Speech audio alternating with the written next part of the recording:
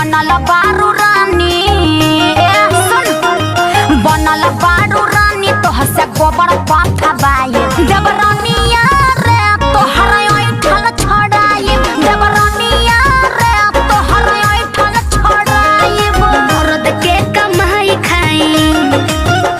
अरे मर्द के कमाई खाई तहन ना सहाई जेठलिया रे चूल्हा लगे जराई जेठलिया रे चूल्हा लगे जराई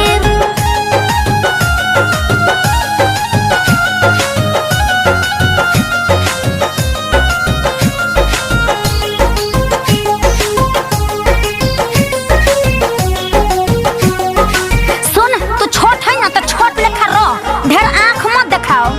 न तो आँखवा फोड़ दे तार दुनू हाँ तो तेहू बड़ हो तो बड़ खेलो न तो धक आँखें फोड़ दे बोलबी तो ढेर मारब